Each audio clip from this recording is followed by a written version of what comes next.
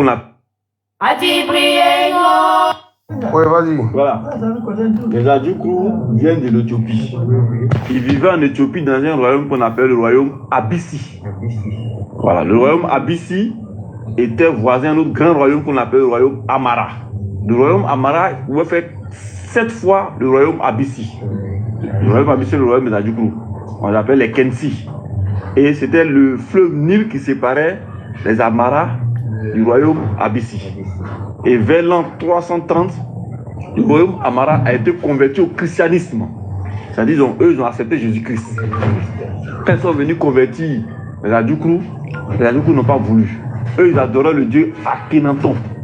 Le dieu Akhenaton. Il a dit c'était le dieu soleil. Alors ils n'ont pas voulu. Donc le royaume Amara dit que vous, votre prière nous dérange. Si vous ne vous convertissez pas, parce que les chrétiens n'avaient été violents, si vous ne vous convertissez pas au christianisme, nous, on va vous attaquer.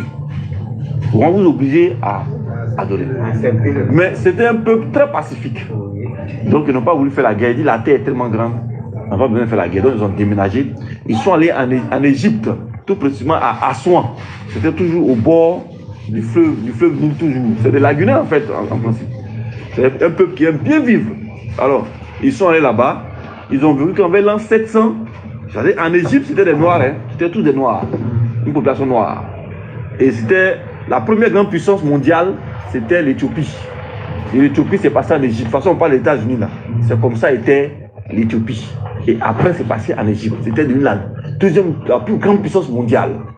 Et vers l'an 700, la race, les Arabes musulmans vont intégrer l'Égypte dans les guerres saintes pour convertir les gens au christianisme. On les appelle les caucasoïdes. Voilà. Voilà, l'islam. Et c'est comme ça que les Adjoukrous, sentant venir les violences, ils vont encore là déménager. Ils vont prendre les affluents du fleuve Nil pour rentrer au Niger et prendre le fleuve Niger, descendre au sud ici dans une zone forestière qu'on appelle le Ghana. Arrivés au Ghana, ils vont trouver des royaumes qui sont des petits royaumes qui sont en conflit. Il y avait les Ashanti, les Konongos, les Fansi, les Akwais, les choses, la Ninifoué. Les Akwais étaient composés des Akwais baoulés, qu'on appelle aussi baoulés, des Akwais sans fouet, Akwais sans fouet, qu'on appelle aussi ébriés, des Akwais séquefoués, qu'on appelle abidji. Il y avait les choses, les abbés-pieds, qu'on appelle aussi abbés. Voilà. Donc, c'était ce qu'on les Akwais. Mais les Akwais étaient des guerriers intrépides. Alors, les Adjoukrous, en arrivant là-bas, ouais, à l'époque, nos parents s'habillaient avec les écoces des arbres. Là. Voilà, ou bien le raffia, les arbres. Mais les Adjoukrous vont venir avec une... Mesdames et messieurs, bien le bonjour sur vous. Je salue le général Do. Je salue Maman Akuba Jacqueline Kanga. Je salue ceux que je vois et ceux que je ne vois pas. Parce que comme je l'ai toujours dit, nous sommes blacklistés. Et souvent, nos vidéos sont figées. Donc, je n'arrive pas à voir tout le monde. Je m'en excuse. Aujourd'hui, la prière que je peux vous porter, c'est d'abord, physiquement, vous porter bien. Spirituellement, que vous ayez la paix de l'âme. Et métaphysiquement, que vous soyez en bon rapport avec vos ancêtres. Maman Brice Poyan, Brice Poyan, je dis Maman Brice, Maman Chantal Camara, mon beau Isaac, de respect. Camarade, en cette semaine, toi qui m'écoutes, toi qui me reçois, puisque au commencement la parole était avec Dieu, la parole était Dieu, et le monde s'est fait avec la parole, je dégage pour toi que de la positivité. Je dégage pour toi que de la lumière. Je dégage pour toi que de l'ombre. Et aussi naturellement du vent, de l'eau fraîche et du cuivre pour te permettre de pouvoir tenir la matière que tu as. Maman Hortense, soyez tous salués. Camarades, Je suis au Kosisi Baba Nicolo. Eti okwe. Eri okwe. Adie pototoli.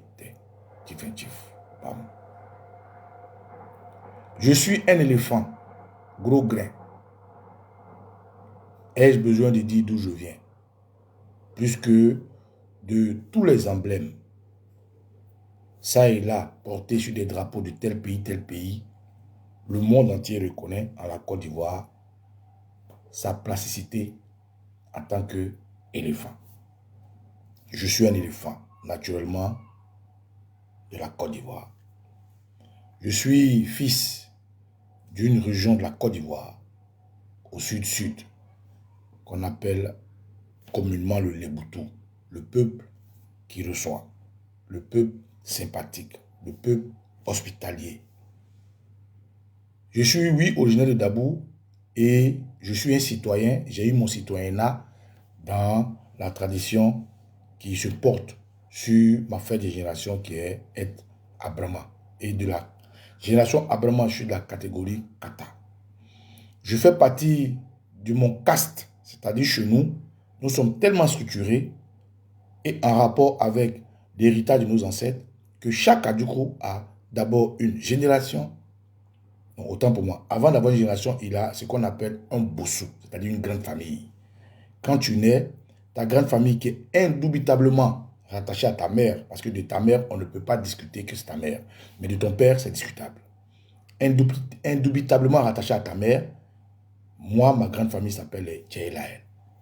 À côté de ça, quand tu nais, que de ta mère te donne un bossou, c'est-à-dire une grande famille, naturellement, ton père te donne un caste. Et je suis un Emnanfou, un Sécresse. Alors, quand je mets ces deux ensemble, de mon citoyenat à Dukrou, il faut maintenant appartenir à une classe d'âge. Et la classe d'âge s'appelle Abrama. Dans la classe d'âge, qui chez nous est repartie en 4 catégories, qui font 8 années avant de refaire la fête des bébés. De là, de la fête de génération à la fête des bébés, il faut naturellement, toi qui sors de ta maison, toi à qui ta famille te donne une portion de terre parce que tu es majeur, prouve à tout le village que tu es un homme accompli, tu fais la fête de Angbandi. Et donc, entre la fête de génération et la fête de Angbandi et la fête de Ebeb, tu as 8 années pour te réaliser en tant que membre dans la génération. Donc, je suis de la génération Abrama et de la catégorie Kata. Quand je finis de dire ça, il est important que tout le monde sache que nous, les Africains, nous ne sommes pas des gens comme ça. Des gens pensent que les Africains, comme le dirait l'autre, l'émotion est nègre, comment dire, l'émotion est nègre, quoi est hélène, que les Africains sont des gens comme ça, sans culture, sans tradition, parce que la colonisation a cicatrisé nos coutumes et nos us de certaines choses dont nous suivons aujourd'hui, par exemple la religion, la langue et autres. Nous sommes déracinés, nous ne sommes pas déracinés. Et moi, Baba Nicolo, je dis non, je préfère rester authentique et prouver à la face du monde que malgré l'avènement des nouvelles religions, je suis un bossoniste, je suis rattaché au culte de mes ancêtres. Quand je finis de dire ça, il est important que nous puissions parler de ce pourquoi j'ai ouvert ma caméra. Autorité, Marie Sacero, Grand, Willy, Florentin Blé, on est ensemble, mon type. C'est Facebook. Florentin, il dit, j'en fais trouver le code. Mon cher, c'est pas de ma faute, c'est Facebook, n'est-ce pas, Alexis, maman Hortense. Bref, camarades, Dabou. Cette histoire n'est pas finie. Et cette histoire ne va pas finir comme ça. Parce que quand je dis Dabou, il faut que les gens mettent Dabou sur Dabou, le nom de leur région. Quand moi, Baba Nicolo, je parle de Dabou, chaque personne qui m'écoute, toi qui es du nord de la Côte d'Ivoire, prends le nom de ta ville, colle ça à Dabou. Pour que tu saches que ce que je dis, exclusivement de Dabou, n'est pas une chose exclusive contre ou pour Dabou. Mais c'est une chose généralisée à toi. Lévi, Esmela a fait. C'est une chose généralisée à ton village, hein, à ta région, à ton ethnie. à ta situation géographique. Je dis Dabou parce qu'on dit c'est dans la bouche du crapaud ou de la grenouille que se trouve l'eau fraîche. Naturellement, je ne peux mieux parler de chez moi que quelqu'un d'autre. Faites pas attention au esbrouf des handicapés cognitifs. Faites pas attention à ce que des gens qui ont une atrophie cognitive racontent pour se plaire à eux-mêmes et se rendre intéressant. La charité bien ordonnée commence par soi-même. Donc là où je me bats, d'abord pour la Côte d'Ivoire, ensuite pour l'Afrique et mieux pour la stabilité de l'homme, donc du monde, il faille à un moment donné que quand chez moi brûle, je reste avec des seaux à la porte du feu qui peut à tout moment prendre. C'est pour ça que vous allez voir, toute une bonne période, je parlerai de Dabou, pour que le message passe. Alors, quand je finis de dire que l'expression Dabou ou le mot Dabou que j'utilise, remplacez-le avec le nom de votre village, le nom de votre ville, le nom de votre région. Et vous allez comprendre que si vous fouillez bien, nous souffrons du même mal. Qu'est-ce qui se passe? Pourquoi la population de Dabou est hostile à la gendarmerie? Pourquoi la population de Dabou est hostile à la gendarmerie?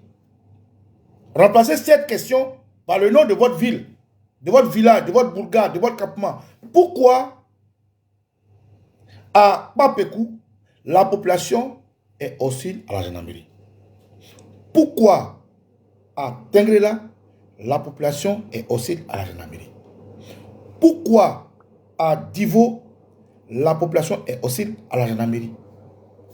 Pourquoi à Aboasso, à Agnebi, à Sikansi, à Daloa, à Biancouma, à Giglo, à Agboville, la population est hostile à la gendarmerie? Pourquoi?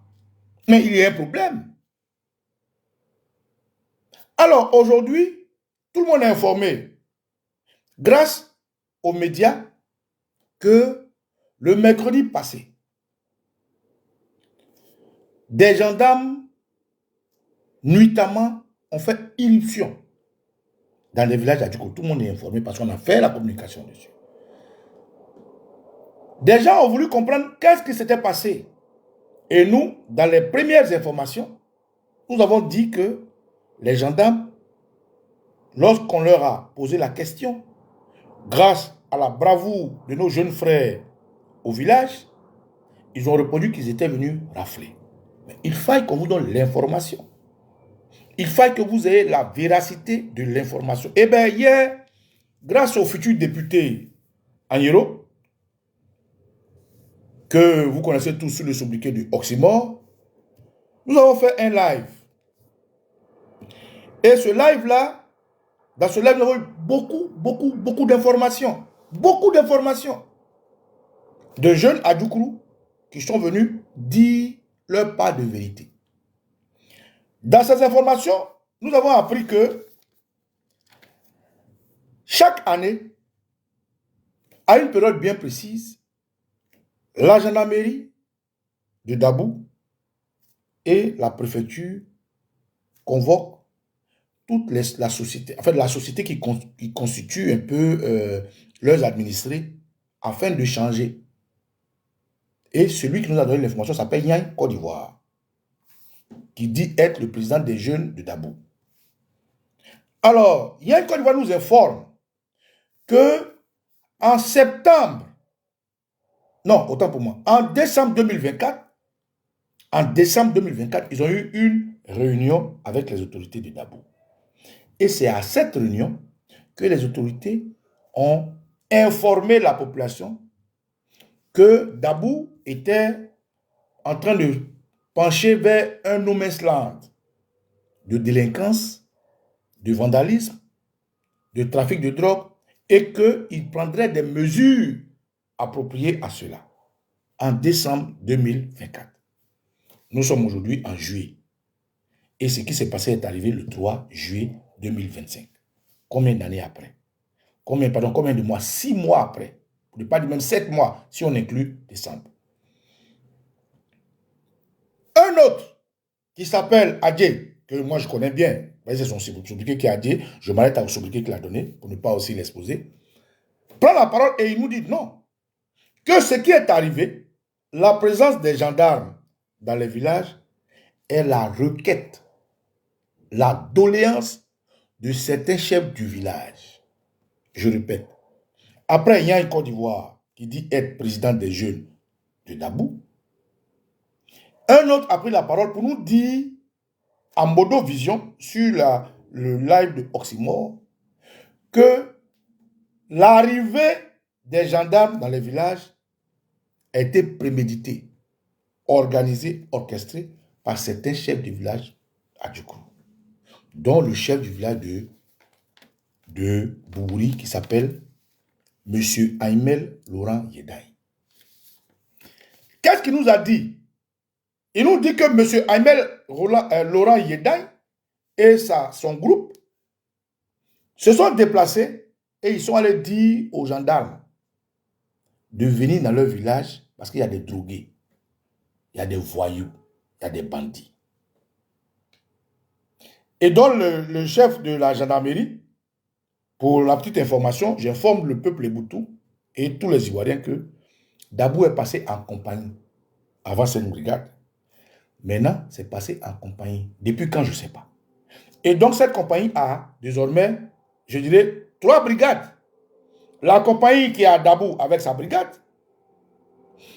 La brigade qu'ils ont installée à Toupa, c'est-à-dire Toupa, c'est sur la côtière, pour ceux qui connaissent Dabou, en allant vers Sassandra, Jacquesville, et c'est ça, non, vers Sassandra, San Pedro et autres. C'est sur la route de Toupa. C'est-à-dire quand vous arrivez là, au carrefour de Dabou, il y a une voie qui va à gauche, il y a une voie qui va à droite. Celle qui va à gauche, c'est la côtière. C'est tout le long de la mer, de la lagune jusqu'à San Pedro. Et celle qui va à droite, c'est celle qui va vers Debremou, Lopou, Orbaf, Yassab, jusqu'à Asikansi et j'en passe.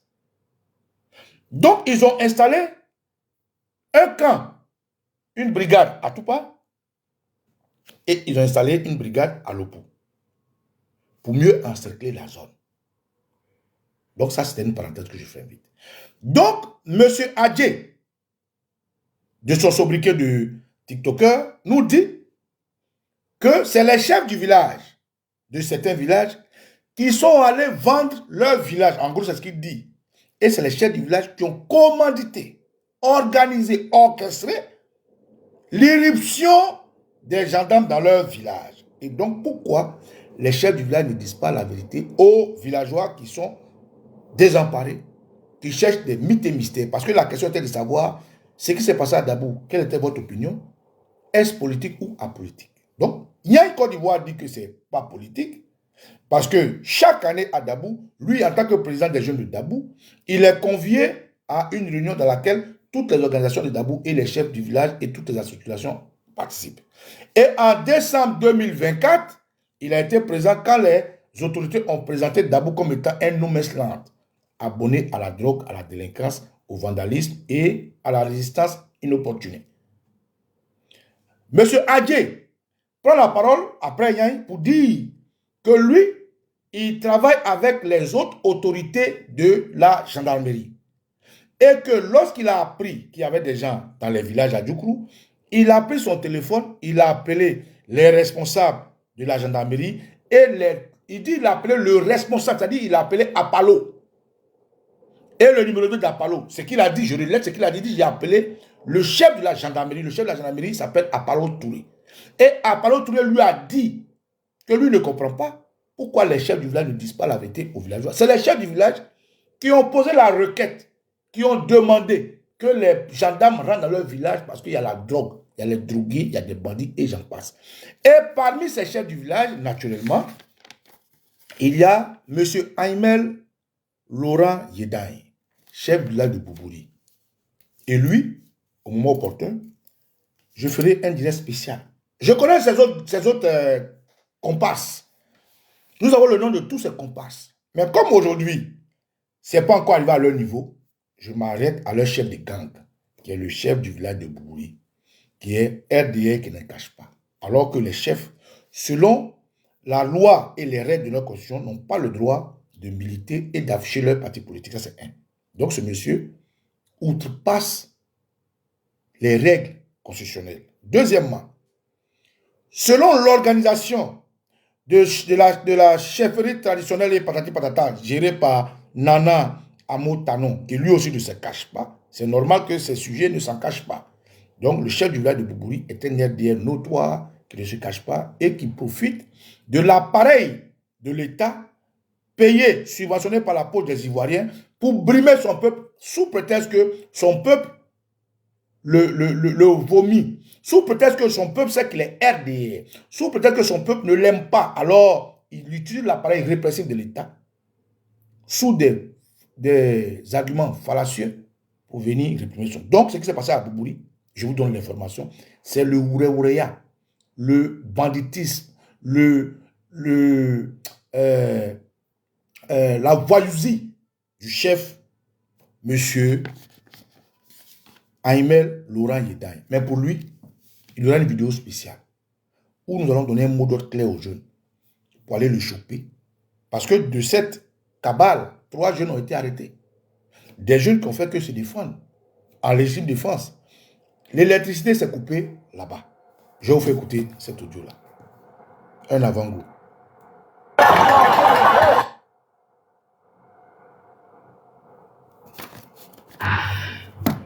Quand ce truc s'est passé, ce qui s'est passé le jeudi là, quand j'ai demandé à mon neveu, mais vous ne surveillez pas le village ou bien quoi?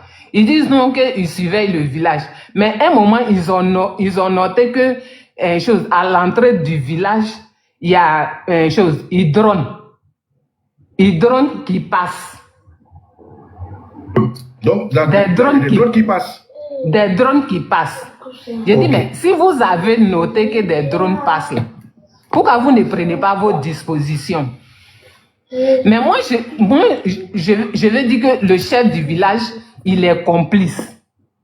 Parce que comme il a vu que les jeunes l'ont envahi et que les jeunes le menaçaient, et il a dit que lui n'était pas au courant de la réunion. Que c'est quand il était à Dabou, parce que lui, il dit que lui, il allait faire un document à Dabou. Comme ça on l'a informé qu'il y avait une réunion. Mais après la réunion, quand tu rentres au village, il faut donner la nouvelle. Lui, il n'a pas donné la nouvelle et il allait dormir. Donc, quand les gendarmes sont arrivés, à 22h, il a dit, à 22h, ils ont coupé le courant, les jeunes étaient dehors. Et puis, c'est 2 minutes après, parce que les gendarmes étaient déjà dans le village, c'est 2 minutes après que le courant est venu. Donc, ils ont vu les cargos et ils ont demandé, mais qu'est-ce que vous faites dans notre village? C'est ça, ils ont dit qu'ils sont venus rafler le village. Donc, les jeunes leur ont demandé, mais on vous a dit quoi? Et puis, vous êtes venus dans le village pour dire que vous allez rafler le village. Qu'est-ce que vous voulez rafler là? Pourquoi vous ne raflez pas à Abidjan? Et puis, c'est ici, vous venez rafler. Donc, il y a une chose, on leur a signalé des fumoirs. Tu vois? Donc, les jeunes là disent non, non. Donc, il y a un groupe qui allait appeler le chef du village. On dit il dormait. Donc, ils sont partis le réveiller. Quand il est arrivé, il leur a demandé.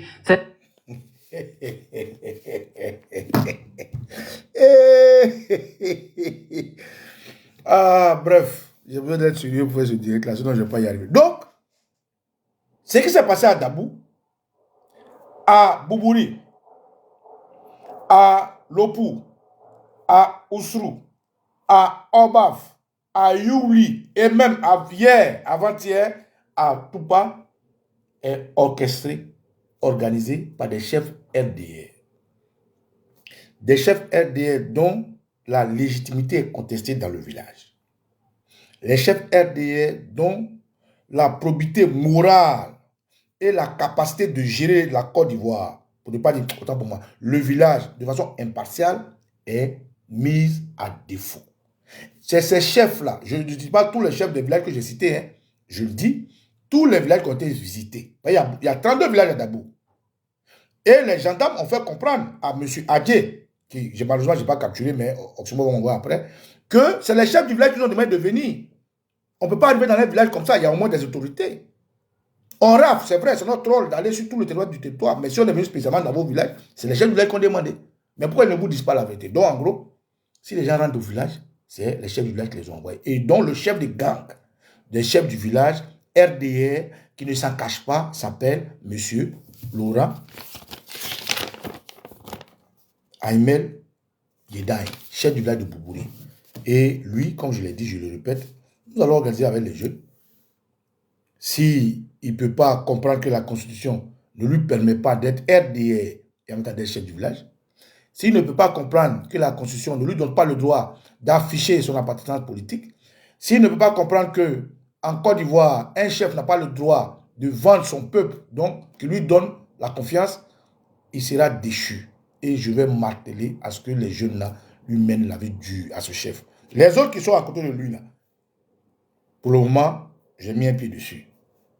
Et ça viendra. Donc, camarades, pourquoi la population est aussi la gendarmerie? Mais c'est à cause de ça. Mieux, rentrons dans le but du sujet. Les Africains, en général, quoi qu'on dise d'eux, c'est des gens qui ont bien appris de leur colonisation. Et donc, lorsqu'ils voient un individu en treillis ou en tenue d'autorité, ils ont un déclic psychologique qui les amène à accorder ne serait-ce qu'un bout de respect à cette autorité. Quand un Africain, raccourcissons ça, un Ivoirien, voit quelqu'un qui a porté une tenue kaki avec des galons, tout de suite dans son subconscient, c'est comme s'il était tétanisé. Il se range. Parce que ça peut être un préfet ou un sous-préfet. Quand un Ivoirien voit quelqu'un dans les habits Nzassa, vilains et sauvages que le terroriste Hassan Ouattara a fabriqué pour donner aux policiers, dans son subconscient, c'est une autorité. Il est né avec, il se range. C'est pareil pour la gendarmerie, pareil pour toutes les forces qui reflètent l'armée. Donc, les Ivoiriens ne sont pas des gens qui sont désobéissants vis-à-vis des autorités. Mais à quel moment cette population a commencé à être hostile? Mais on va remonter jusqu'au coup d'État de 1999. On va remonter jusqu'à l'avènement des terroristes en Côte d'Ivoire de 2000, 2002, 2004 et tout le reste. Mais les populations, pourquoi elles sont hostiles à ces gens-là? Aujourd'hui, on dit que les chefs du village sont allés chercher la gendarmerie parce qu'il y a la drogue dans leur village. Mais je vais vous faire écouter ça. Qui vient lutter contre la drogue? Des gendarmes. Quelle est l'information que les populations ont des gendarmes avant de venir lutter contre la drogue? Je vais vous faire écouter ça. Soyez prêts, regardez ça.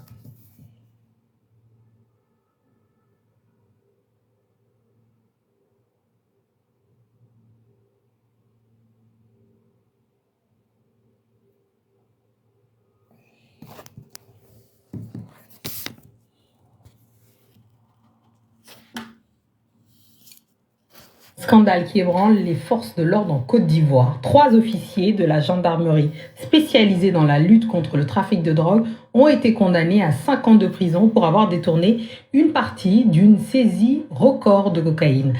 La correspondance de France 24 à Abidjan. Vous avez entendu? On parle de qui? 3 officiers de la gendarmerie. Comment on peut prendre un voleur pour venir arrêter un voleur? Mais il y a un problème qui ne va pas.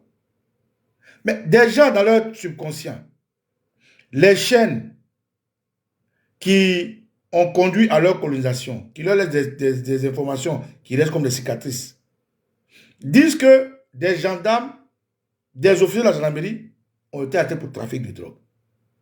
Ils disent que tout récemment, quand la promotion de Toroguio est sortie, des gendarmes ont été déchus, radiés de l'effectif de la gendarmerie pour consommation de drogue.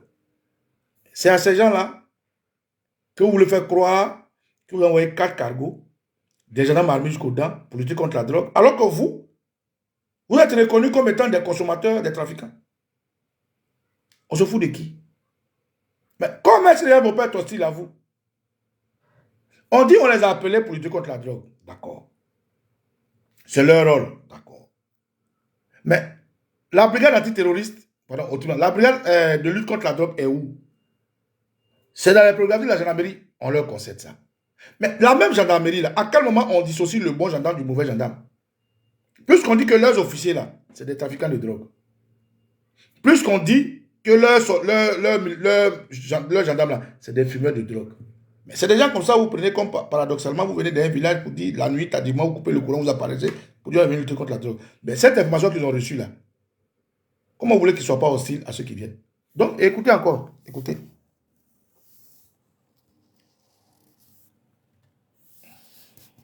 Scandale qui ébranle les forces de l'ordre en Côte d'Ivoire. 3 officiers de la gendarmerie spécialisés dans la lutte contre le trafic de drogue ont été condamnés à 5 ans de prison pour avoir détourné une partie d'une saisie record de cocaïne.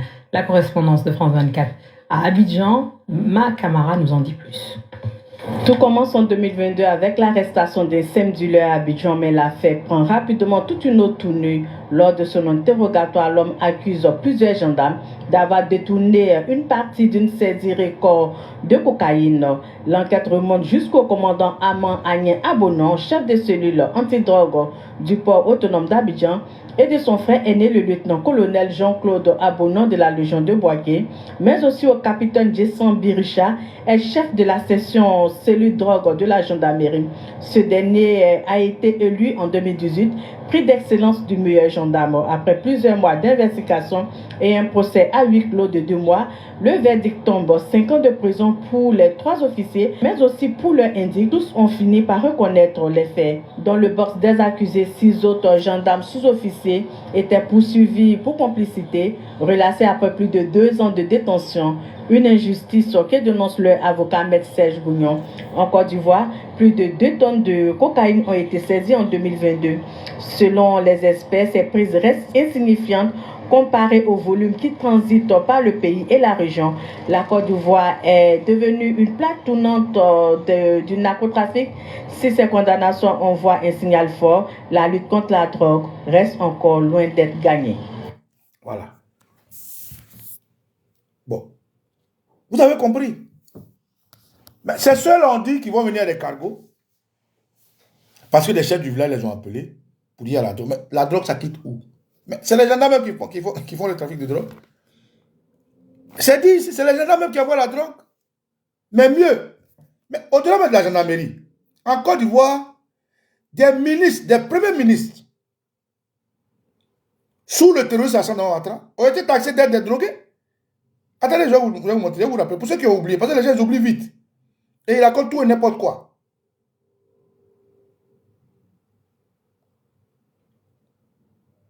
Regardez, écoutez ça.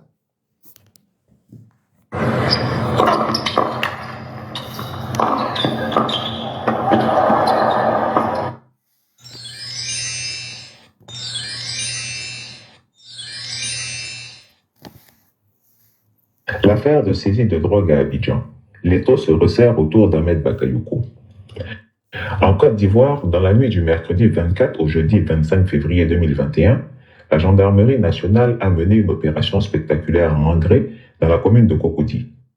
Elle a mis la main sur 1056 kilos de cocaïne pure en provenance de Colombie et entrée en Côte d'Ivoire grâce à des connexions locales. 2 seconds couteaux ont été arrêtés et présentés à la presse, mais l'opinion attendait l'arrestation des gros poissons. Le tonnage saisi, la qualité de la marchandise et la sophistication du réseau de distribution n'ont laissé personne indifférent, encore moins la toute-puissante Drug Enforcement Administration, DEA, des États-Unis. Tout le monde sait depuis longtemps que le Premier ministre Ahmed Bakayoko est en ponte du trafic de drogue dans notre pays et qu'il en est le parrain dans la sous-région. Cela a même été écrit par une équipe internationale de journalistes d'investigation. Mais au sommet de l'État ivoirien, personne n'a parlé de cette affaire qui éclaboussait notre pays. Aujourd'hui, les données ont changé. Donc, comment en Côte d'Ivoire, des gens qui disent qu'ils sont au pouvoir, qui ont pris des armes pour se maintenir là, sont ceux qu'on présente par des communautés internationales hein, qui les ont imposés là comme étant des vendeurs de drogue. Et aujourd'hui, on va voir des petits chefs du village, on veut faire croire à la population que c'est les chefs du village là qui envoient les gens venir lutter contre la drogue. Donc ça, c'est le premier point qui fait que les gens n'ont pas confiance à la gendarmerie. Le deuxième point,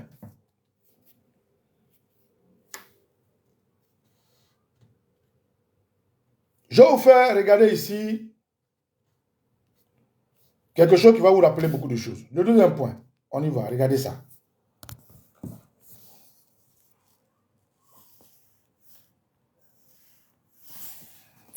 De l'actualité, une semaine après les affrontements intercommunautaires qu'a connu la ville de Dabou, nous sommes retournés sur place, des témoignages bouleversants de victimes qui reviennent sur ces journées noires qui ont fait une dizaine de morts. Roger Appé, Eric Kimon.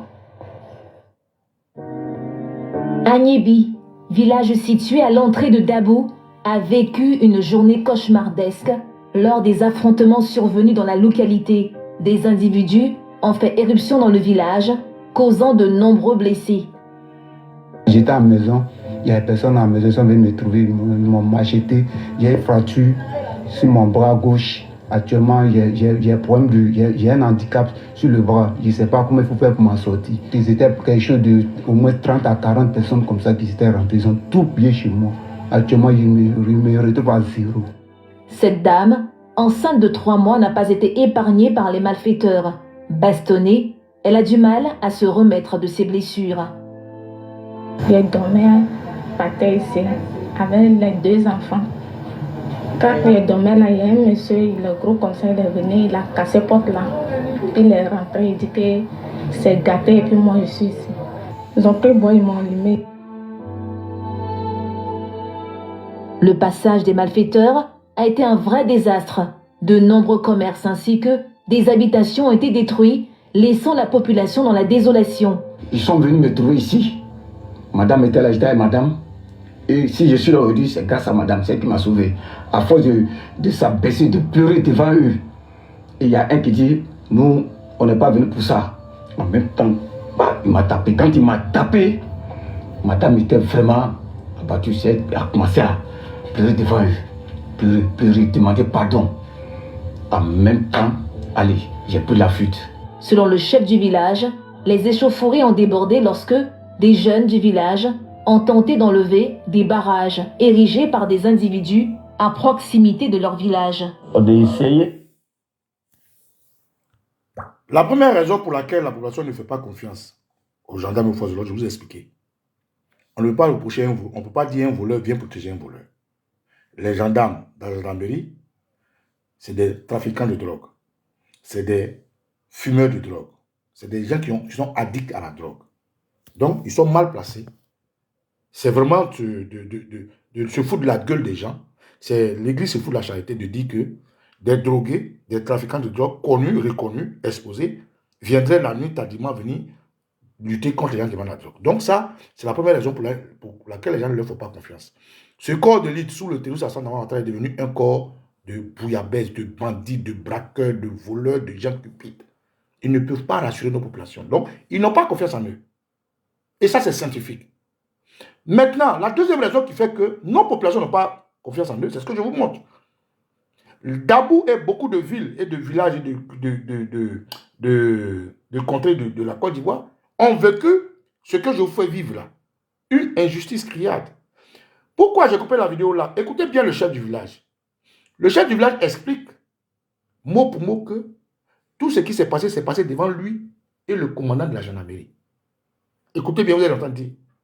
Ce que vous allez écouter maintenant là, vous voyez des gens qui rentrent dans un village, le village d'Agnébi à Dabou à l'entrée, qui viennent avec des bakas, des bachettes, des pistolets, des armes blanches et tout, qui attaquent un village tranquille, paisible, à cause de problèmes politiques. Parce qu'eux, ils sont RDA et les autres ne le sont pas. Pourquoi à Dabou, les gens ont fait des marches de contestation alors que les marches de contestation contre le troisième mandat se sont fait partout? Et le chef du village ici dit qu'il était en face. Écoutez bien, il était avec le commandant de la brigade et des gens proféraient des menaces devant le commandant de brigade de gendarmerie. Écoutez, on y va.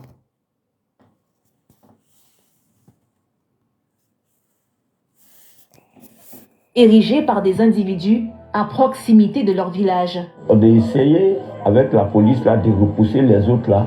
Mais par contre, par derrière là, il y a eu discussion entre les jeunes. Il y a eu déjà affrontement. Devant moi, devant l'officier, ils ont dit, puisque... Vous avez compris, hein? Devant moi, devant l'officier. Je reprends encore. Devant moi, devant l'officier. Mais si devant l'officier, des gens menacent et mettent leur menace à l'exécution, comment vous voulez que la population ait confiance en eux? Si devant l'officier, force de l'ordre qui est supposé les protéger, des voyous, des microbes, des bandits, ne tiennent pas compte de la tenue de l'officier, ne tiennent pas compte de sa qualité d'homme de loi, menace le chef du village, qui est l'autorité lui aussi du village, comment vous voulez que leur population fasse confiance à ces gens-là? C'est juste une histoire logique.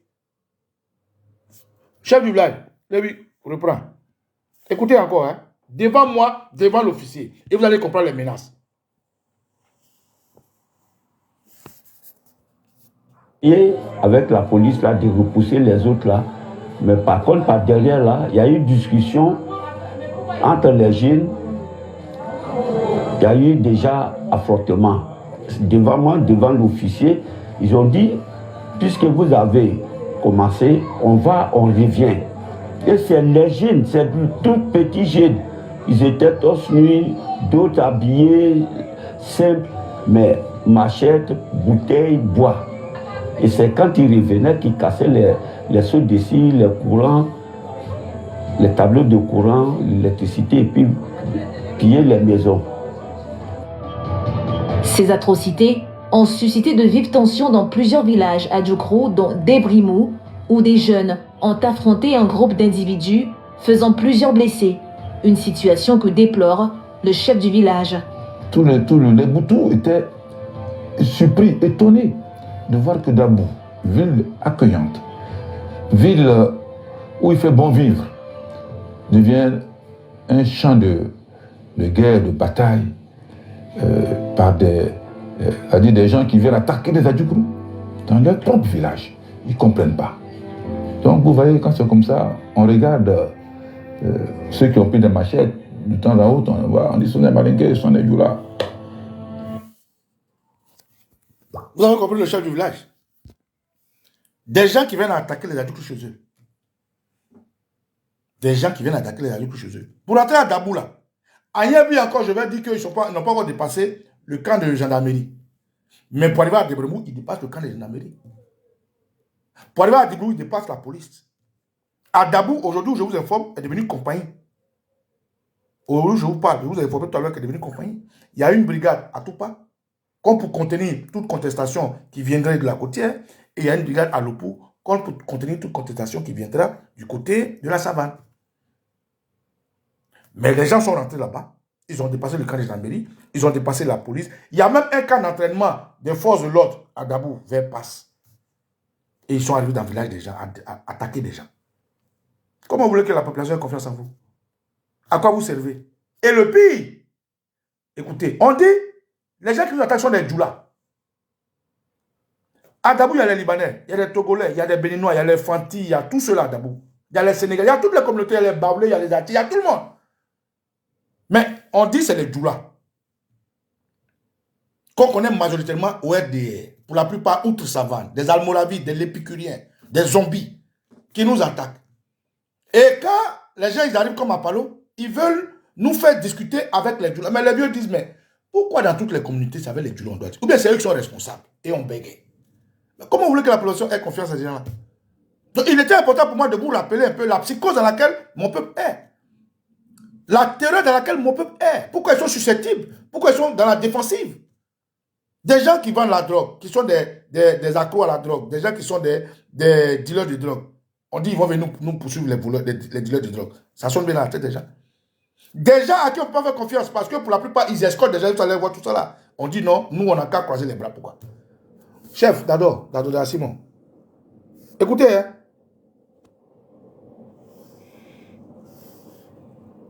On revient. Et c'est les jeunes, c'est de tout petits jeunes. Ils étaient tous nus, d'autres habillés, simples, mais machette, bouteille, bois. Et c'est quand ils revenaient qu'ils cassaient les seaux de scie, les courants, les tableaux de courant, l'électricité, et puis pillaient les maisons. Ces atrocités ont suscité de vives tensions dans plusieurs villages à Djoukrou, dont Debrimou, où des jeunes ont affronté un groupe d'individus, faisant plusieurs blessés. Une situation que déplore le chef du village. Les Boutous étaient surpris, étonnés de voir que Dabou, ville accueillante, ville où il fait bon vivre, devient un champ de guerre, de bataille, par des gens qui viennent attaquer les Adjoukrou dans leur propre village. Ils ne comprennent pas. Donc vous voyez, quand c'est comme ça, on regarde ceux qui ont pris des machettes, de temps à autre, on voit, on dit sont des malinqués, sont des Djoula. Et l'information s'est propagée dans tous les villages. Nos frères malinqués sur nos fous ont reconnu qu'ils ont toujours vécu en paix ici à Dabou. Qu'est-ce qui s'est passé? Et puis cette année, tout ce qu'on est en train de vivre, eux-mêmes sont dépassés. Le calme semble revenu après plusieurs médiations entre autorités politiques et traditionnelles. Désormais, tous les regards sont portés sur le scrutin du 31 octobre afin de tourner définitivement. Non, il faut qu'on rafraîchisse la mémoire des gens. Écoutez, regardez ça encore, regardez. Vous voyez, nous sommes à Debrimou. À Debrimou, à la Ouattara, qui sont les armes lourdes. Les chars, les blindés de la gendarmerie nationale qui assiègent la place publique à Debrimou. Vous les voyez vous-même. Nous prenons l'opinion nationale et internationale à témoin. Voilà. Les voitures, les armes lourdes dans un village. Les armes lourdes dans un village. Vous les voyez. Voilà. Les armes lourdes à Debrimou. Vous voyez. Voilà. Aujourd'hui, la population de Dabou en a marre. Et est prête à mourir. Vous voyez. Vous voyez. Voilà. Vous voyez tout ça. Ok. Ça c'est Debrimou en direct. C'est Debrimou. Donc, le peuple est attaqué. Nous, on nous attaque. Les Djoula nous attaquent. Comme le dit le chef du village. Déjà, avec les gens, nous avons toujours vécu en bonne harmonie. Qui ont reconnu d'ailleurs qu'on vivait paisiblement. Et quand la gendarmerie arrive, la gendarmerie laisse les Djoula. Et ils sont dans nos villages avec des armes lourdes. Pourquoi? Comment vous voulez qu'on ait confiance à des gens comme ça? Mieux, la cerise sur le gâteau, écoutez ça. Écoutez très bien cette vidéo-là.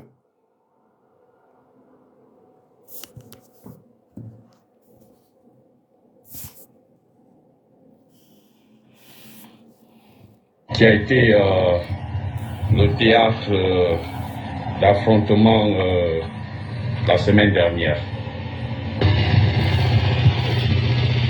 Ah, c'est ici. Ah, ça c'est la résidence des instituteurs.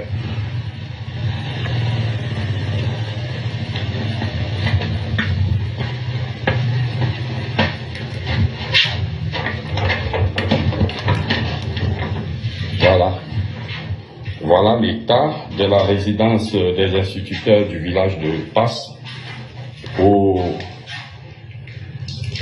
les microbes sont passés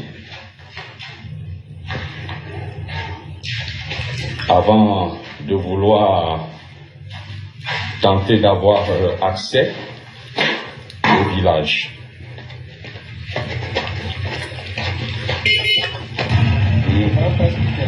Regarde ce côté. Tous les blindés étaient ici. Ici, hein? Ici. Vous voyez? Tout ça, vous voyez, quand les temps sont... C'est ici la gendarmerie qui a bloqué. C'est derrière. Là. Dans 7 mètres. Vous avez entendu, hein? C'est ici, la gendarmerie nous a bloqués. Des Djoulas sont venus. Les microbes sont venus armés. Ils sont entrés dans le village de Passe. Parce que nos écoles sont toujours à l'entrée des villages. Ils ont saccagé toutes les maisons des pauvres instituteurs que l'État envoyait. Ils ont commencé à faire du vandalisme. Et quand la population de Passe s'est déployée à répondre, la gendarmerie les a bloqués. Donc, la gendarmerie était là, mais permettait aux microbes de casser et de faire ce qu'ils veulent faire. Je répète un peu, et puis on va avancer. Voilà. Avant de vouloir tenter d'avoir accès au village,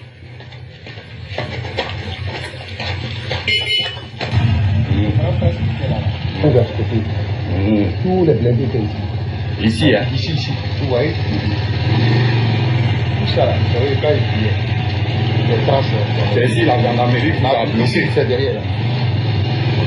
Donc cette maison a été saccagée aussi.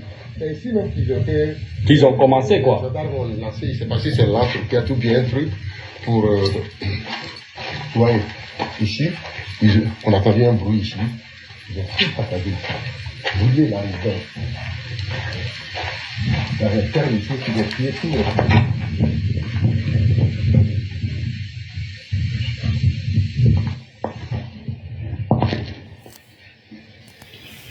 On va aller dans le récit. On va aller dans le récit. Je vais vous montrer juste les images, les faits. Pour que vous puissiez sentir ce que ressentent les Adjoukrous et ce que ressentent toutes les villes, tous les villages, toutes les régions où ces gens-là vont commettre leur forfait. Maintenant que je suppose que vous avez ressenti ce qu'on peut ressentir et être dans la défensive, allons, vous allez écouter le récit. Et je ne fais pas raconter le récit à n'importe qui, hein, par les chefs du village. Parce que c'est des personnes qui sont habilitées à le dire. Pour ne pas qu'on dise non, Baba Nicolo manipule l'information. Voilà. On y va, écoutez ça.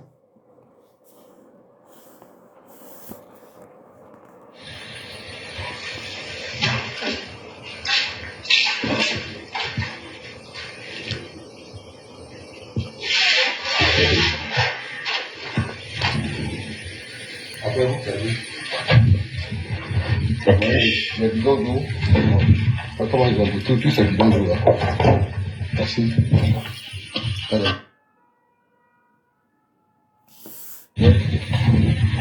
Bonjour chers amis, nous... Soyez attentifs, hein. Écoutez le récit, soyez attentifs. Nous sommes à Passe, dans un village à Djoukrou. Je vais laisser la parole à un doyen qui va nous faire le récit de ce qui s'est passé réellement ici. Bonjour monsieur. Bonjour mon frère. Qu'est-ce qui s'est passé ici réellement? Bon, réellement ce qui s'est passé à Passe, à notre niveau, il n'y a pas eu de provocation. C'était le lundi passé. Les villageois, une partie des villageois, comme tout parti politique, hein, ils sont partis à Dabou pour la désobéissance civile, mais vite. Ils sont partis main bala. Et à leur retour, on a eu des échos que les malinqués de Dabou viendront attaquer Passe. Bon, on ne peut pas prendre les rumeurs comme des vérités absolues. Et effectivement, les malinqués de Dabou sont venus le mardi aux environs de 8 heures.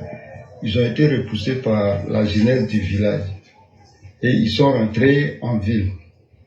Tout le monde est venu au village. Et dans l'après-midi encore, on a eu des échos que les malinqués de Dabou, des microbes qui ont été convoyés par des miliciens, viendront attaquer le village. Tous on était à l'entrée du village. Enfants, femmes, vieilles personnes, à l'entrée du village, plus précisément devant l'église catholique, sur la colline qui fait face au goudron. Et on a vu effectivement des jeunes, de nombreux jeunes, armés de goudins, de machettes, de fusils calibre 12, et tout, qui venaient dans la savane. De la colline, vous voyez la savane qui est déblayée parce qu'il y a eu des lotissements. On voit la savane jusqu'au goudron. Même les camions qui roulent sur la côtière, on les voit. Et ces jeunes-là se sont éparpillés à la savane. Nous sommes loin, mais sur la colline, tout le village, tout le monde les regardait. Et voilà, qu'à un moment, ils sont arrivés au niveau de la ferme de M. César Salmon, où se trouve la grotte mariale, Notre-Dame des Victoires. Ils sont arrivés à ce niveau-là. Quand ils ont réapparu sur la petite colline qui fait face au village, ces gens-là ont entouré des camions blindés de la gendarmerie nationale, des bérets rouges. Vous avez compris? Les Djoula, quand il dit Malek, c'est les Djoula. Les Djoula, résidents à Dabou, militants RDR, répondant du mot d'ordre de leurs cyberactivistes et de leurs cadres, parce que Dabou a marché comme toutes les villes de Côte d'Ivoire. Eux, comme ils sont les bras d'Arus, ils sont les Sandokan, ils sont les Mr. T, ils ont pris gourdin, armes blanches, armes létales et tout. Et ils ont commencé à attaquer les villages autour de Dabou. Dont le cas de Debremou tout à l'heure, où le chef a dit clairement, les a identifiés comme étant les Djoula. Le cas de Pasque les a identifiés, le cas de Bouboué, beaucoup de villages. Sauf que l'information qui est capitale ici, ce doyen a dit, mais ils étaient escortés par des cargos de la gendarmerie. Les mêmes cargos de la gendarmerie qui sont retrouvés à Debremou. Donc c'est la gendarmerie qui escorte des assaillants, des terroristes dans les villages à Djoukou, afin de semer la terreur et de faire imposer le RDR. Je reprends cette partie. Doyen, Adada Simo.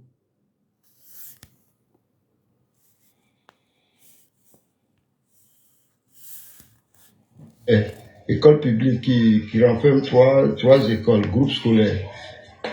Heureusement que les maîtres, les maîtresses, les familles qui sont là-bas ont pris soin de venir au village quand ils avaient attendu les rumeurs. Mais il y a une maîtresse qui a son fils qui est retourné chercher son ordinateur. Ils ont cassé les maisons, ils ont pillé, ils ont tué l'enfant. Ils l'ont tué. L'enfant est sorti parce qu'ils ne l'ont pas tué devant le béret rouge habillé en noir, armé de gourdins, de machettes, de fusils calibre 12, et tout, qui venait dans la savane. De la colline, vous voyez la savane qui est déblayée parce qu'il y a eu des lotissements. On voit la savane jusqu'au goudron. Même les camions qui roulent sur la côtière, on les voit. Et ces gens-là se sont éparpillés à la savane. Nous sommes loin, mais sur la colline, tout le village, tout le monde les regardait. Et voilà, qu'à un moment, ils sont arrivés au niveau de la ferme de M. Céslac Salmon, où se trouve la grotte mariale, Notre-Dame des Victoires. Ils sont arrivés à ce niveau-là. Quand ils ont réapparu sur la petite colline qui fait face au village, ces gens-là ont entouré des camions blindés de la gendarmerie nationale, des bérets rouges habillés en noir. Ils étaient ensemble. Et on peut confirmer que c'est la gendarmerie qui a tiré sur la maison de M. Cés, la ferme. Quand ils ont tiré et qu'il y a eu la fumée noire, les jeunes se sont éparpillés, ils ont commencé à piller les poulets. Mais bien avant ça, il y a eu la ferme de Mme Latro, qu'ils ont dépassé en premier, ils ont pillé là. C'est après leur départ qu'on a vu que tous les poulets ont été enlevés, égorgés, ils ont tué, tout. Nous étions toujours au village, sur la colline, et on observait tout. À un certain moment, ces jeunes ont dépassé brusquement, ils ont dévancé les blindés de la gendarmerie et ils ont pris les devants. La gendarmerie était derrière. Et on les voyait venir vers le village. Ils sont rentrés sur le terrain de sport qui se trouve à 200 mètres du village. Qui dit terrain de sport à passe, parle de l'école, du groupe scolaire, école publique qui renferme trois écoles, groupe scolaire. Heureusement que les maîtres, les maîtresses, les familles qui sont là-bas ont pris soin de venir au village quand ils avaient attendu les rumeurs. Mais il y a une maîtresse qui a son fils qui est retourné chercher son ordinateur. Ils ont cassé les maisons, ils ont pillé, ils ont tué l'enfant. Ils l'ont tué. L'enfant est sorti parce qu'ils ne l'ont pas tué devant la porte. Donc ça nous laisse dire qu'il fuyait quand il est. Et ils l'ont tué tout juste après, comment dirais-je, après le terrain. Ils l'ont tué. Un coup de machette derrière l'oreille 5 ou 6 coups de machette sur la tête et puis les intestins dehors étaient couchés. Alors, nous sommes allés trouver les blindés de la gendarmerie au moment où les jeunes qui ont fait ça commençaient à faire comme maintenant les jeunes du village les suivaient, la gendarmerie avec les blindés ont barré la route au niveau de la palmeraie que vous trouvez à l'entrée. Et nous avons parlé avec eux, mais pourquoi ce comportement? Donc ça veut dire que la gendarmerie était avec eux. Ils étaient avec eux, ils étaient ensemble, c'est devant eux, c'est eux qui ont conduit les jeunes avec les blindés. Et maintenant que les jeunes ont fui, c'est après avoir causé avec leur commandant. Il m'a même donné son téléphone pour parler au général. J'ai dit au téléphone, dans son téléphone au général, que nous sommes attaqués. Au général à Paulo. Bon, il a dit que c'est son patron, c'est le général. C'est lui qui m'a donné son portable. Les jeunes, à ce moment, étaient là. Ceux qui ont fait les dégâts ont fui. Et nous étions avec la gendarmerie impuissants. On ne savait pas ce qu'il faut faire. Et ce n'est pas Papa Nicolo qui le dit. Ce n'est pas Oxymore qui le dit. Ce n'est pas X ou Y qui le dit. Vous êtes témoin de ce que je montre. C'est des faits. Bon, pourquoi la population ne doit pas être hostile à la gendarmerie? Pourquoi? Bon, pourquoi vous voulez que nous, dans nos villages, au nord de la Côte d'Ivoire, à l'est de la Côte d'Ivoire, au sud de la Côte d'Ivoire, à l'ouest de la Côte d'Ivoire et au centre, nous soyons hospitaliers de tels individus? Des individus qui sont addicts à la drogue, des trafiquants de drogue, jusqu'à la primature des trafiquants de drogue. Et eux, ils vont nous prendre la Libye de l'antenne pour la drogue. Vous vous foutez de qui? Des microbes qui sont escortés par la gendarmerie pour tuer les gens dans leur village. Vous venez chez eux de la nuit. Vous foutez de qui? Et vous êtes aujourd'hui surpris. Et vous reprochez à ceux-là de n'avoir pas obtempéré. Ils vont obtempérer pourquoi? Avec ce qu'ils ont subi, avec ce qu'ils ont vécu. Ils vont obtempérer pourquoi? Et mieux, je vais vous montrer une autre vidéo. De quoi ou de qui parlons-nous ici? De quoi ou de qui parlons-nous? De ceux-là? Regardez.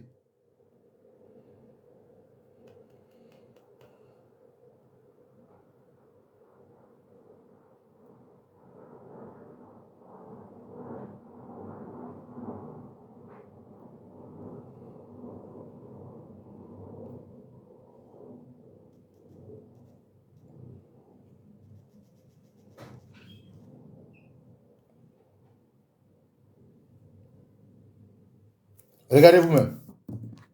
Ceux qui sont aujourd'hui des forces, soi-disant de la gendarmerie ou de la police des militaires, ils ont un passif. Hein? C'est factuel ce que je dis. Ils ont un passé. Ceux qui aujourd'hui sont utilisés, sont haut gradés dans l'armée, ils viennent de quelque part dans l'histoire de la Côte d'Ivoire. Ceux qui aujourd'hui se font passer pour des gendarmes, pour des hauts forêts, comme le commandant Ferré, égorgeur des gendarmes et autres, ils ont un passé. Et ce passé, je vais vous le réveiller.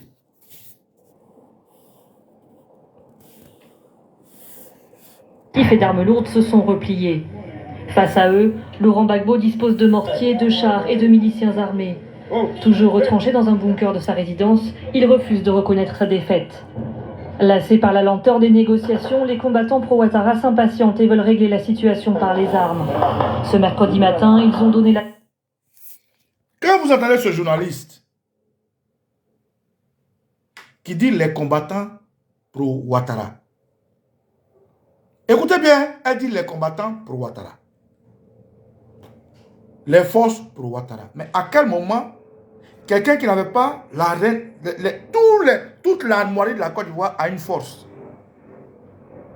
Mais il y a quelque chose qui ne va pas dans la tête des gens.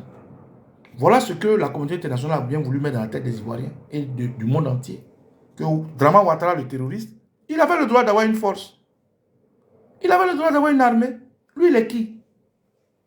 Il était quoi? Président de quel pays?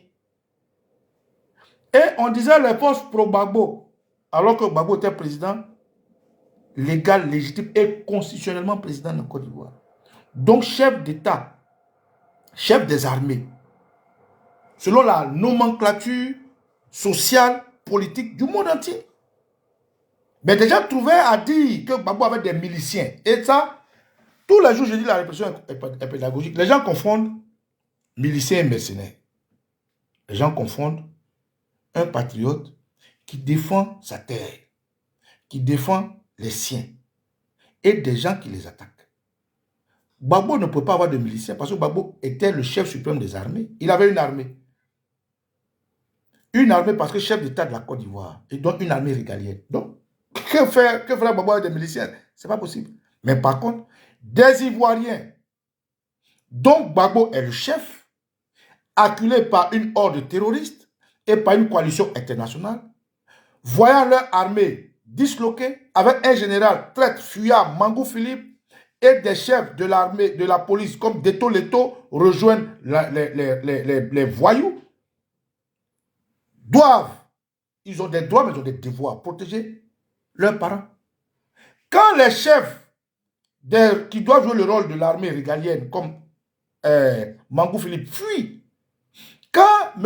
Deto Leto, chef de la police, fuit et que les citoyens sont livrés à eux-mêmes, qu'est-ce qu'il faut faire? Il faut protéger ces paramètres. Et en ce moment, cette population s'organise dans les hameaux, dans les campements, dans les villages, dans les villes, afin de préserver leurs biens, leur population. Et ça s'appelle être une milice. C'est-à-dire vous jouez le rôle parallèlement aux forces de l'ordre. Vous jouez le rôle en symbiose avec les forces qui sont supposées vous protéger. Mais comme ces forces-là sont aujourd'hui réduites à la traîtrise, à néant et fuyard, le citoyen ivoirien, qui est avant tout un réserviste, quand il a les capacités et les moyens de le faire, s'organise avec ses frères, ses populations pour défendre sa patrie. Ça s'appelle une milice. Donc les gens disent tout et n'importe quoi. Quand on dit non, un milicien, ce n'est pas péjoratif. Normalement, un milicien, c'est un homme qui est brave. Et je salue tous les Ivoiriens, patriotes qui, à un moment donné de la Côte d'Ivoire, se sont dressés contre la forfaiture de ces terroristes. Et je revendique, moi, être un milicien. Je revendique avoir été ceux qui ont été de la milice pour protéger la Côte d'Ivoire. Je le revendique. Et je n'ai pas honte de le dire. C'est un thème français. Celui qui le comprend, c'est son problème. Je suis fier d'avoir défendu la Côte d'Ivoire. Et je continue, hein. Même avec mes caméras, je ne reconnais pas et je n'ai jamais reconnu le terroriste Alassane Ouattara comme président de la Côte d'Ivoire. Je ne l'ai jamais reconnu. Donc, même avec ma caméra, je suis un milicien pour la Côte d'Ivoire. Je ne suis pas un milicien de Gbagbo. Parce que Gbagbo était chef d'État, chef des armées. Il avait tous les moyens de la Constitution pour avoir une armée. Donc, Gbagbo n'a pas besoin d'avoir des milices. Alassane Ouattara non plus n'avait pas de milice parce que Ouattara, il était président de l'État, il avait quel territoire? Ouattara, par contre, avait des terroristes, des djihadistes et des mercenaires. Donc, les gens font l'amalgame des mots. Et je voulais vraiment ouvrir cette parenthèse pour que ce soit clair. Donc, ceux qui ont honte, quand on dit non, tous ceux qui disent sont patriotes. À un moment donné, tu as ouvert la voiture de quelqu'un pour regarder si les bandits rentraient, non? C'est ton rôle. À un moment donné, tu es allé dans ton quartier pour voir si des voyous étaient rentrés. C'est ton rôle. À un moment donné, dans ton village, tu allais bloquer la route pour ne pas que tout le monde rentre dans le village. C'est ton rôle. Ça s'appelle s'organiser en milice. Et ça, c'est quelque chose qui est d'une bravoure exceptionnelle qui doit être saluée. Si les gens ne comprennent pas français, c'est leur problème. Baba Nicolo, je suis fier d'avoir joué ce rôle en tant que patriote. Je suis fier d'être milicien. Je suis fier d'appartenir à une milice qui se bat contre l'avènement du terrorisme à Saint-Denis. Et ça, je tiens à le dire. Quand je fais cette parenthèse, je revenais à ce que je disais. Donc, camarades, quand vous voyez ceux-là qui ont un passif de terroristes, ceux-là qui ne devraient même pas être en armes, parce que l'armée appartenait à la Côte d'Ivoire et l'armée était gérée par un chef de Laurent Gbagbo, et qu'aujourd'hui on transvase dans l'armée de Côte d'Ivoire, beaucoup sont nommés à des hautes responsabilités de l'armée, à des grades, ceux qui nous protègent. Beaucoup qui ont égorgé les Ivoiriens sont devenus des hauts et forêts, des commandants et de tout. Comment vous voulez que la population soit pas hostile? Donc on ne peut pas nous faire croire que nos villages sont visités, nous sommes visités pour nous faire des drogues, parce que c'est des drogués eux-mêmes. On ne va pas nous faire croire que ceux qui visitent nos villages viennent pour nous sécuriser, parce qu'eux-mêmes, c'est eux qui ont créé l'insécurité en Côte d'Ivoire. Donc, c'est normal qu'aujourd'hui, la Côte d'Ivoire, dans tout son entièreté, soit hostile à ces gens-là. Et mieux, c'est normal que dans nos villages, la population soit hostile à ces gens-là. Donc, ceux qui jouent le rôle du terroriste Alassane Ouattara le font pour des raisons politiques. On me fait croire que non, c'est pour une raison sociale. Non, non, non, non. C'est pour des raisons politiques. Les zones comme Dabou sont des zones qui sont présentées comme étant des zones qui sont restées collées à la Constitution.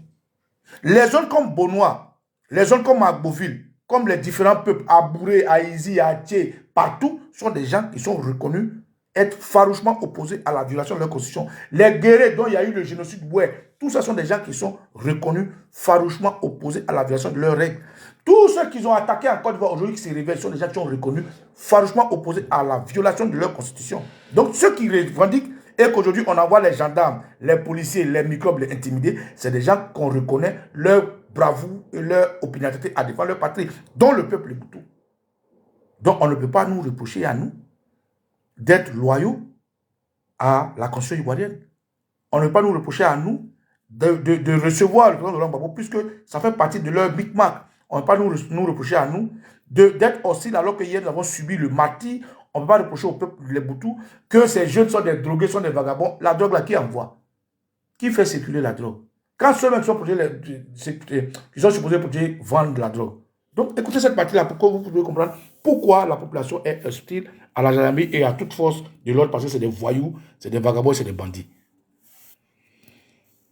Et d'armes lourdes se sont repliés. Face à eux, Laurent Gbagbo dispose de mortiers, de chars et de miliciens armés. Toujours retranché dans un bunker de sa résidence, il refuse de reconnaître sa défaite. Lassés par la lenteur des négociations, les combattants pro-Ouattara s'impatientent et veulent régler la situation par les armes. Ce mercredi matin, ils ont donné l'assaut sur la résidence de Laurent Gbagbo, comme en témoignent ces images rares. Des tirs à l'arme lourde ont été entendus à Cocody et autour du palais présidentiel. Les partisans d'Alassane Ouattara étaient déterminés. Pour exploser son palais. Nous sommes là, les armes qu'on lance, c'est pour exploser son palais. En fin de matinée, les forces pro-Ouattara ont tenté de contourner la résidence de Laurent Gbagbo, mais elles ont fait face à des tirs.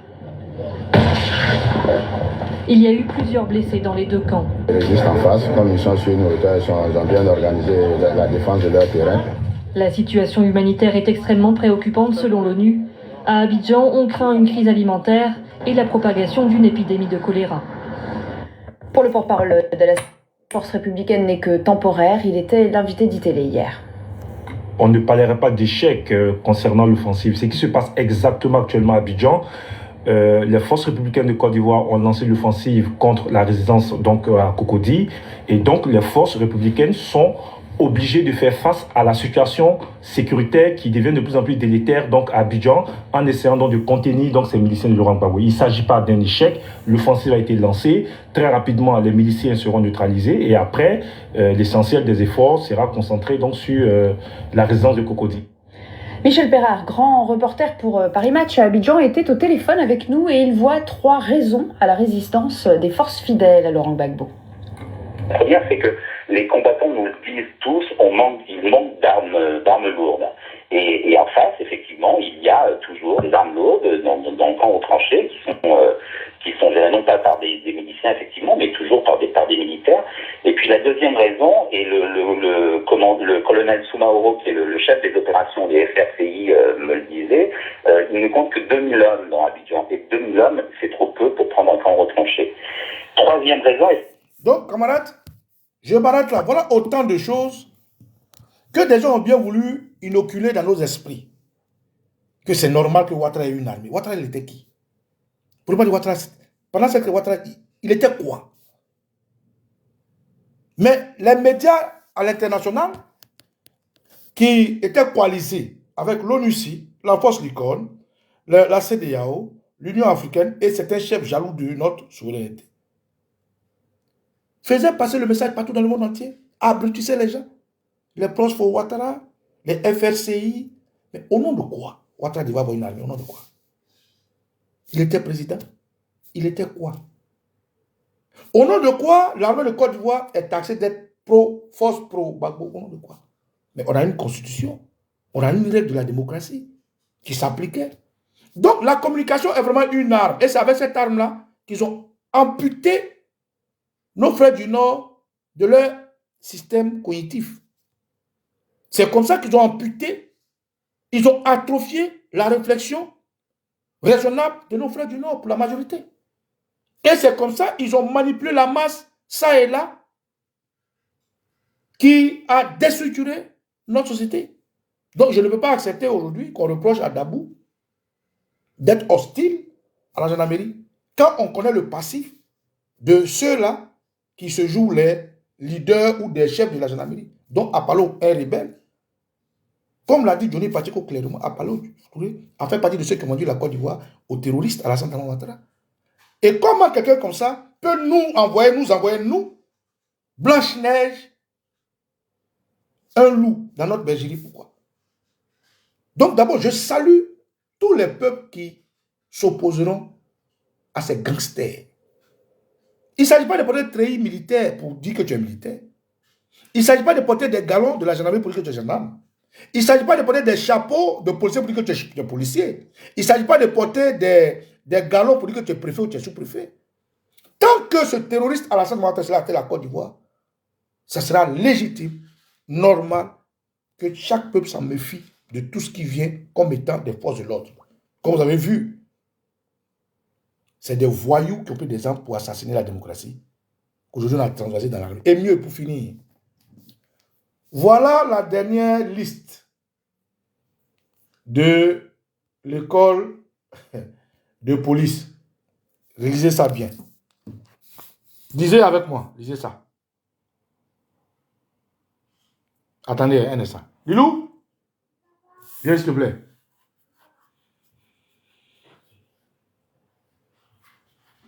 Allume la lumière. Allume la lumière. Voilà, merci.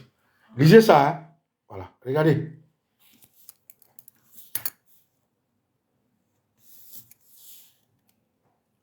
Ministère de l'Intérieur et de la Sécurité, Direction générale de la police nationale, cabinet 3048, MIS, DGPN, CAB, CAB. Message départ 04, 7e mois 2015 et 2025. Voilà. République de Côte d'Ivoire. Regardez. Expéditeur, Direction générale de la police nationale, DGPN. Destinataire, tous les services de police, IGSS, MIS. Pour tout service, pour action, pour info, pour compte rendu. Regardez. Objet. Invitation de fonctionnaires de police au service de la solde et des eaux des baux de la police nationale. Je vais vous lire.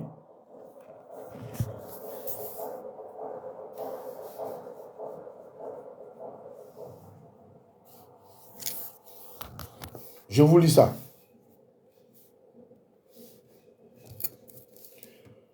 Test, honneur vous informer que, dans le cadre de leur première prise en compte salariale, les fonctionnaires de police issus de la promotion 2023-2025, dont la liste jointe, sont invités à se présenter de toute urgence à la sous-direction de la solde et des baux, sise dans les locaux de la Direction générale de la police nationale, munis de leur relevé d'identité bancaire, RIB, et de leur carte d'identité CNI, à cet effet. J'invite les chefs de service des concernés à prendre toutes les dispositions utiles pour permettre à leurs collaborateurs de répondre à cette convocation, accusé réception du préfet, du présent message, stop et fin.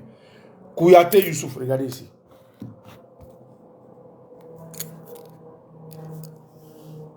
Kouyaté Youssouf. Allons dans la liste. Regardez là. Regardez ici.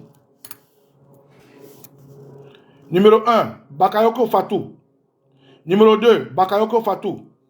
Numéro 3, Bamba Abdoulaye. Numéro 4, Bamba Abdoulaye. Regardez, matricule. 909, 999, W. 909, 994, X. 910, 028, V. 910, 026, K. Vous voyez? C'est presque le même nom, mais ce n'est pas le même matricule, donc c'est des personnes différentes. Vous voyez, non? Donc vous voyez, Bakayoko Fatou. Bakayoko Fatou encore. Bamba Abdoulaye. Bamba Abdoulaye encore. On va sur une notice. Regardez hein, vous-même. Regardez ça.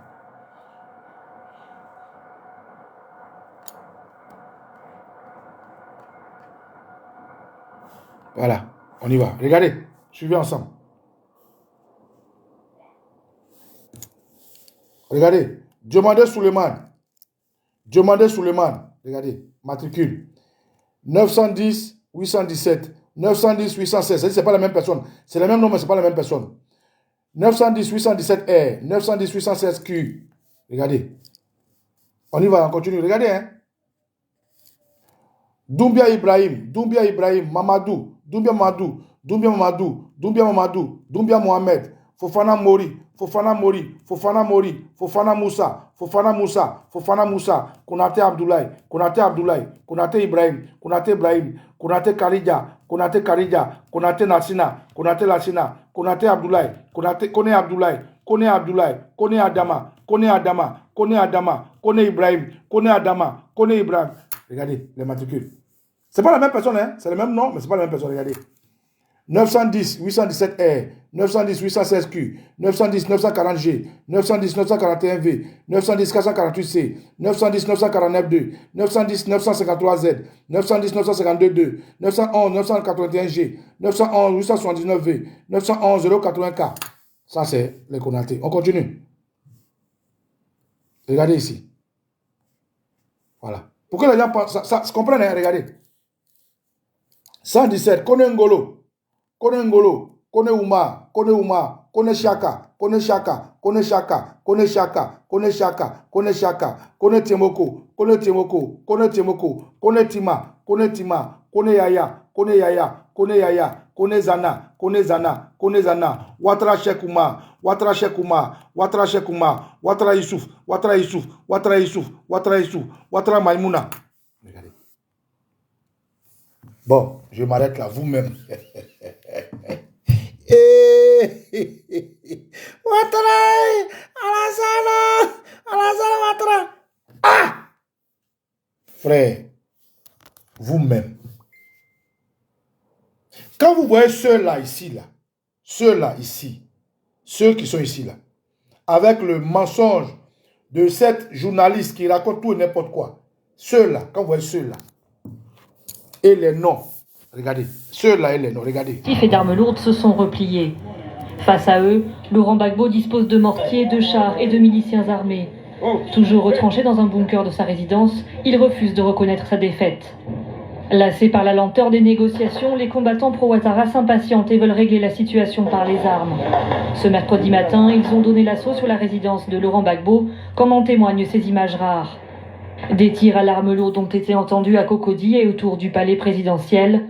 Les partisans d'Alassane Ouattara étaient déterminés. Pour exploser son palais. Nous sommes là, les armes qu'on lance là, c'est pour exploser son palais. En fin de matinée, les forces pro-Ouattara ont tenté de contourner la résidence de Laurent. D'abord, ce n'est pas la résidence de Laurent Gbagbo, c'est la présidence de la République. Ce n'est pas la résidence de Laurent Gbagbo, c'est la présidence de la République. Voilà. La résidence de Laurent Gbagbo, ce n'est pas là-bas. Laurent Gbagbo, sa résidence est à la Riviera. Il était à la présidence de la République, maison des présidents de la République du Côte d'Ivoire. Voilà. Donc, déjà, c'est un mensonge. Bon, quand vous voyez les gens là, même nos frères Djoula, même, ils doivent être gênés. Ceux qu'on appelle Djoula, même, ils doivent être gênés. Quand vous faites des choses comme ça, vous-même, vous faites des choses comme ça, comment une liste de personnes qui sont supposées protéger la Côte d'Ivoire, comment vous voulez pas que la population soit hostile? Si tout le monde est, regardez, Sila Idrissa, Sila Zakaria, Traoré Abdoulaye, Traoré Adama, Traoré Alassane, Traoré Idrissa, Traoré Mariam, Traoré Sita, Traoré Suleiman, Traoré Yakuba Junior, Traoré Yaya. Après on vient, qui encore? Deuxième, venez ici. Hein? Après on vient, Kone Ngolo, Kone Mouma, Kone Shaka, Kone Temoko, Kone Tima, Kone Yaya, Watra Shekuma, Watra Yusuf, Watra Maimouna. Ouais! On dirait lecture coranique. Ah! Frère, la dernière promotion de policiers. Comment vous voulez que des gens comme ça iront dans nos villages et puis on ne soit pas inquiet? Qu'on connaît leur passif, qu'on sait d'où ils viennent, qu'on sait qui est-ce qui a pris les armes pour être au pouvoir. Donc, camarades, je fais ce direct ici pour lever l'équivoque. Sur ceux qui taxent le peuple à Djoukrou d'être belliqueux, d'être disrespectueux des autorités de la Côte d'Ivoire. Je fais ce direct pour être précis et concis que au nord de la Côte d'Ivoire, au sud de la Côte d'Ivoire, à l'est de la Côte d'Ivoire, à l'ouest et au centre, des Ivoiriens sont hostiles à ces gens-là. Mais voilà les raisons. Voilà des raisons qui sont claires, qui sont scientifiquement expliquées, qui sont raisonnables et qui sont dans une position légitime de se défendre. Et ce qui se passe, c'est juste à raison politique. Politique parce que le terroriste à travers se maintenir au pouvoir. Donc il faut mettre des gens qui sonnent comme sa religion, qui sonnent comme sa religion fictive afin de pouvoir maintenir son pouvoir. C'est aussi simple que ça. Mais nous, les Boutous, nous disons non à ça. Donc ce direct, c'est juste vraiment pour expliquer pourquoi les populations sont hostiles à la gendarmerie. Mais cette histoire de Dabou est une porte d'entrée à beaucoup de bêtises qui reflètent dans nos villages. Et quand je prends le nom de Dabou, il faut que chacun mette sur le nom de Dabou, sur le nom de son village pour comprendre un peu ce que je dis. Et nous n'allons pas nous arrêter là. Le chef du village de Boubouri, M. Aimel Laurent Yedagne, dont nous avons les informations, est celui-là qui a cautionné, perpétré, organisé ce qui est arrivé à son village jusqu'à ce qu'on atteigne 3 jeunes. Il est entré à les libérer. Parce que nous n'allons pas rester là jusqu'à ce que les jeunes arrivent à le déchoir de là où il est. Parce que c'est un RDA notoire qui ne s'en cache pas, qui fait montre de malhonnêteté et d'attitude partisane contre sa population. Et tout son groupe derrière lui, nous avons votre liste. Mais on va aller doucement. Et je tiens à saluer la bravoure de mon peuple et de tous les peuples de Côte d'Ivoire. Que l'Ancien nous bénisse. Ciao, ciao.